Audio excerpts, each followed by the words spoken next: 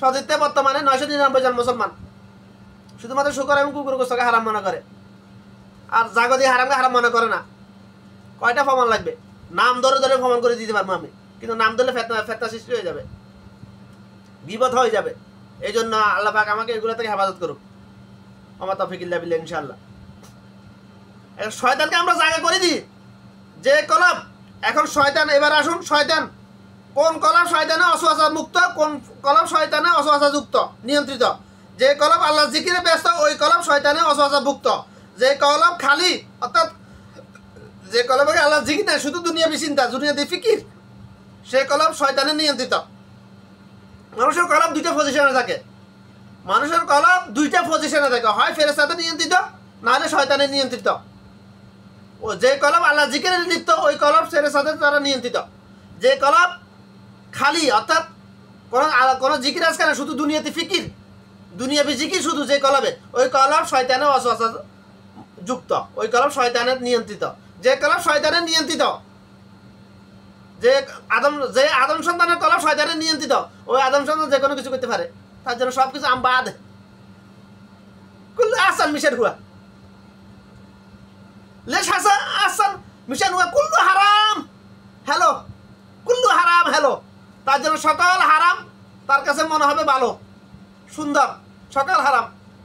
যে কলব শয়তানের অসওয়াসা যুক্ত, শয়তানের দ্বারা নিয়ন্ত্রিত, ওই আদম সন্তানের কাছে সকল হারাম খুব সুন্দর, সকল হারাম খুব মজার, সকল হারাম খুব ভালো।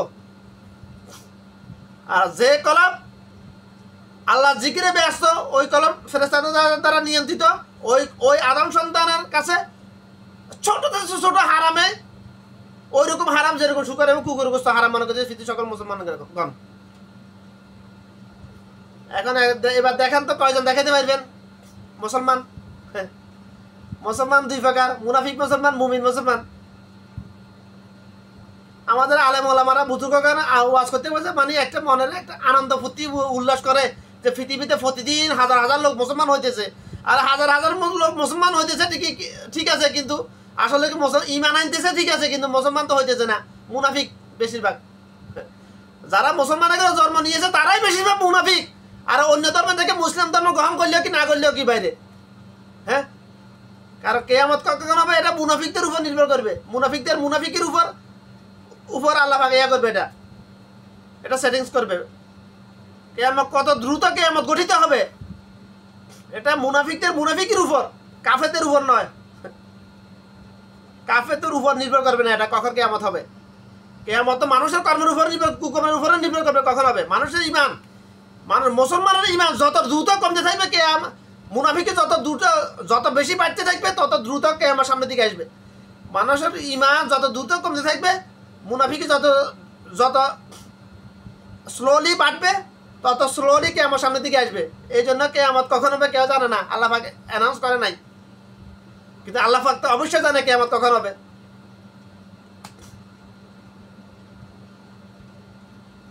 কিয়ামতের যতগুলো আলামত রাসূল সাল্লাল্লাহু আলাইহি ওয়াসাল্লাম বর্ণনা করে গেছেন, ওগুলো আলামত সবগুলো আলামত একসাথে এনে এক জায়গায় এনে অ্যানালাইসিস করে, যেটা আল্লাহ পাক আমাকে বুঝাইছে আগামী 150 থেকে 200 বছরের মধ্যে কিয়ামত হয়ে যাবে।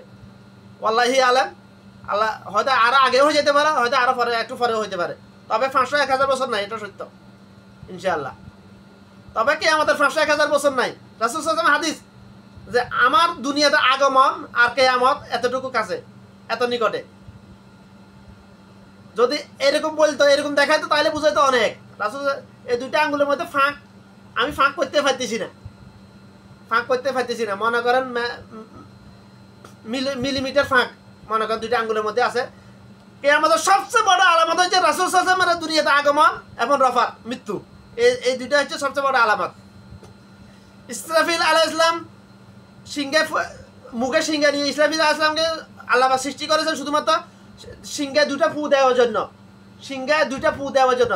ইসলাম আমি কয়েকদিন আগে আমার ওস্তাদ আব্দুর রাজ্জাক বিন ইউসুফের মাধ্যমে আমি হাদিসটা পাইছি। আমি হাদিসটা কি আমার কাছে আছে, পড়ার সময় পাই না আমি, যে ইসরাফিল আলাইহিস সালাম মুখে সিংহা নিয়ে নিচে সর্বপ্রথম যেদিন রাসূল সাল্লাল্লাহু আলাইহি ওয়াসাল্লামের জন্ম হয়েছে, মানে রাসূল সাল্লাল্লাহু আলাইহি ওয়াসাল্লাম জন্ম হয়েছে মানে কিয়ামত খুব নিকটে। এই জন্য এই হাদিসটা সহি। রাসূল সাল্লাল্লাহু আলাইহি ওয়াসাল্লাম মেরাজের রাতে যখন জাহান্নাম দেখাইতেছেন আল্লাহ পাক নির্দেশ আছে জিবরাইল আলাইহিস সালাম, তখন ইসরাফিল আলাইহিস সালামের কাছে যাওয়ার পরে ইসরাফিল আলাইহিস সালামকে সালাম দিয়েছেন। 3বার সালাম দেওয়ার পরে 3বারের সময় পরে ইসরাফিল আলাইহিস সালাম সালামের জবাব দিয়েছেন, অতঃপর রাসূল সাল্লাল্লাহু আলাইহি ওয়াসাল্লামকে এটা বর্ণনা করেছেন। ইসরাফিল আলাইহিস সালাম এই হাদিসটা বর্ণনা করেছেন যে মাফ চাইছেন যে আমার সালাম দিতে দেরি হয়ে গেছে, আপনি আমাকে মাফ করে দেন, কারণ আমি তো আল্লাহর নির্দেশ ছাড়া এই সিংহাটা মুখ থেকে নামাইতে পারতেছি না। সিংহা মুখ থেকে না নামাইলে আমি সালাম কথা কিভাবে বলবো, আপনারা সালাম কিভাবে দিব? আল্লাহ পাকের নির্দেশের জন্য আমি অপেক্ষা করেছিলাম, এই জন্য একটু দেরি হয়েছে। অতঃপর বললেন, আপনি যেদিন দুনিয়াতে এসেছেন, যেদিন আপনার জন্ম হয়েছে,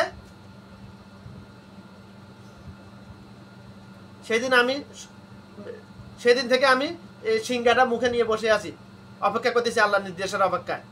ইসলামে এখন 2বার সিংহে ফুঁক দিবেন। একবার প্রথম ফুঁকে কিয়ামত গঠিত হবে, সংগঠিত কিয়ামত গঠিত হবে। দ্বিতীয় ফুঁকে হাসরের ময়দান পুনরুত্থান গঠিত হবে।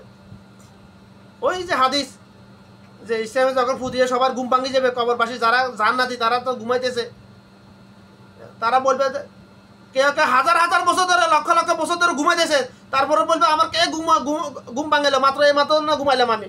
প্রমাণ এই যে দুনিয়াতে আপনি যখন ঘুমান দেখেন না, অনেক সময় মাঝে মধ্যে ঘুমের চোখ আসে, আপনি ঘুমাই গেছেন, ঘুম থেকে উঠার পর আপনার কাছে মনে হয় আপনি 5-10 মিনিট ঘুমাইছেন, অথচ আপনার 1 ঘন্টা আধা ঘন্টা 1 ঘন্টা ঘুম হয়ে গেছে আপনার, কইতে পারেন না, গড়ি দেখতে বুঝেন। এটা আমার লাইফে এরকম অসংখ্য অগণিত বার হয়েছে। এটা কতবার হয়েছে আমি জানি না, এরকম হয়, এটা বাস্তব।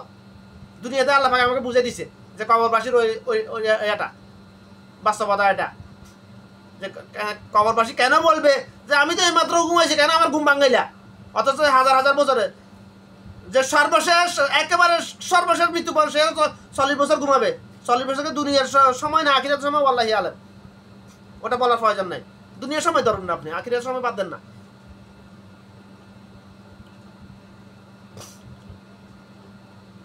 তো আল্লাহ পাক কথাগুলো বুঝার তৌফিক দান করুন, এই হাদিসের উপর আমল করার তৌফিক দান করুন ইনশাআল্লাহ। কথা লম্বা হয়ে গেছে, কথাগুলো মনোযোগ দিয়ে শুনবেন ইনশাআল্লাহ, নিজে আমল করবেন এবং অন্যকে আমল করা উদ্বুদ্ধ করবেন ইনশাআল্লাহ। বেশি বেশি করে শেয়ার করবেন, হোয়াটসঅ্যাপ বেশি বেশি করে শেয়ার করবেন, সুন্নাহ সম্মত আমলগুলো বেশি বেশি করে পার্সোনালি শেয়ার করিয়েন। সবগুলো শেয়ার করলে সমস্যা আছে। আবার হারাম হালাল নিয়ে যে লেকচারগুলো ওগুলো শেয়ার করে পার্সোনালি শেয়ার করলে মারামারি লাগে যাওয়ার সম্ভাবনা আছে, সম্পর্ক বিচ্ছিন্ন হয়ে যাবে, বলবে তুই আমাকে উদ্দেশ্য করে টার্গেট করে এটা ভিডিওটা আমার কাছে শেয়ার করছ না। সুন্নাহ সম্মত আমলগুলো শেয়ার করিয়েন পার্সোনালি, হোয়াটসঅ্যাপ মেসেজ। ফেসবুকে শেয়ার করে লাভ নেই, ফেসবুকে যে ফেসবুকে হক কথা বলার পরে আমার আইডিয়া পর্যন্ত কত শতবার রেসিকেট করছে, মিনিমাম 100 বারের উপরে, প্রায় 100 বার রেসিকেট করছে আমার আইডি এ পর্যন্ত। আজ থেকে 4 বছর আগে শুধুমাত্র একটা হাদিসের ব্যাখ্যা দেওয়ার কারণে, তালাবুল ইলমি ফারিদাতুন আলা কুল্লি মুসলিমিন, এই হাদিসের ব্যাখ্যা দেওয়ার কারণে আমার আইডি রেসিকেট করে দিয়েছে ফেসবুক কোম্পানি। কারণ এরা তো ইহুদিরা চায় যে সবাই কাফের হয়ে যাক, কিন্তু বাধ্য ব্যবহার করতেছি, কিছু করার নাই। মুসলমান তো কার মধ্যে কোনো বাঁশ ঢুকাইবো, একটু খারাপ ভাষা হয়ে যায় আর কি, কিছু করার নাই, ওটা নিয়ে ব্যস্ত। আর ইহুদিরা কাফেররা সুন্নাত সম্মত হাদিসগুলোর উপর, সুন্নাহ সম্মত মোস্তাহাবগত হাদিসগুলোর উপর রিসার্চ করে, তারা ওগুলোর উপর আমল করে। ইমান নাই, ফজিলত, ইমান নাই, নেকি পাবে না, জাহান্নামে যাবে সত্য, কিন্তু দুনিয়াতে ফজিলত তারা লুটতেছে। এটা এগুলার হাদিসের সুন্নাহর ফজিলত লুটতেছে। সুন্নাহর 2টা দিক, নেকি আর ফজিলত, ওইটা বর্ণনা অনেকদিন করেছি আমি, আজকে আর বলবো না। আশা করি কথাগুলো বুঝতে চেষ্টা করবেন ইনশাআল্লাহ। দিনের খাতিরে যাদেরকে আল্লাহর জন্য ভালোবাসে তাদের কাছে বেশি বেশি করে শেয়ার করবেন, দিনের খাতিরে। আমার কোনো উদ্দেশ্য নেই এখানে, আমার কোনো দুনিয়াবি কোনো লাভ নেই।